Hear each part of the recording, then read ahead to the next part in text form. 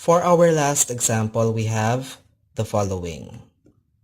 In example 3, we just had tangent or pwede rin na cotangent just by itself raised to a power. This time, what we have is a tangent multiplied for a with a secant. It could also be na meron kang cosecant multiplied to a cotangent. But the process still remains the same for both.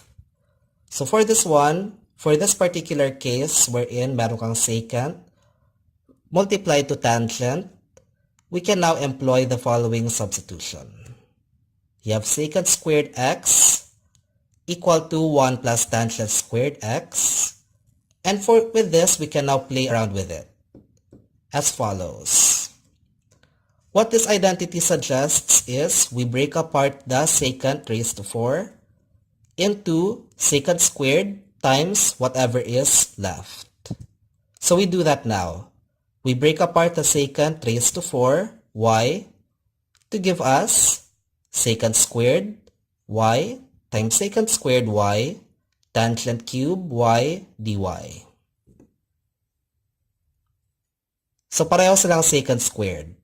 We only substitute one of the secant squared y with this one. Just one. So let's replace this one, the middle part. Replacing that, we now get the following. So secant squared y becomes 1 plus tangent squared y.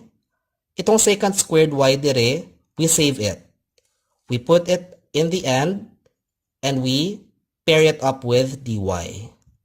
For the reason that we'll state later on. And ang tangent cube y is as is lang. Now, what's the reason bakit set aside nato ang isa ka secant squared? The reason for that is we know that for this particular na function, we know that your tangent, its derivative is secant squared. So let me write that down.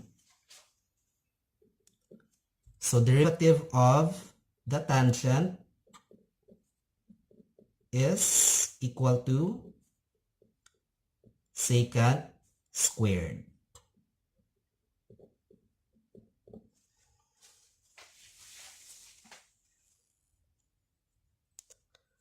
So this is something we already learned from our Cal 1.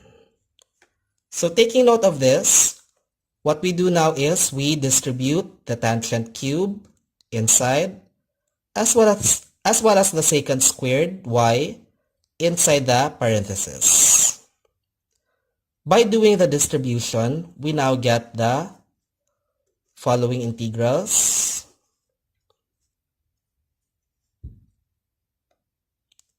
And we also do this. We now let u be the tangent y and du be the secant squared y.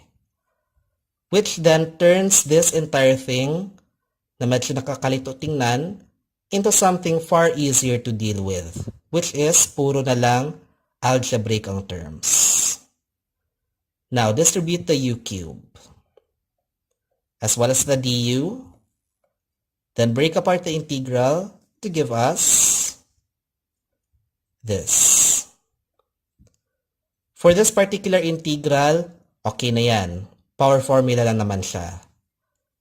So we employ the power formula to give us, that's u raised to 4. That's not u cube.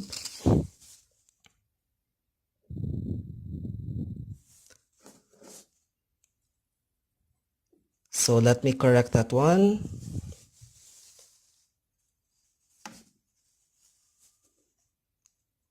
So your answer is now u raised to 4 over 4 plus u raised to 6 over 6 plus c. Ang u we substituted back with tangent y to give us your final answer, which is this one.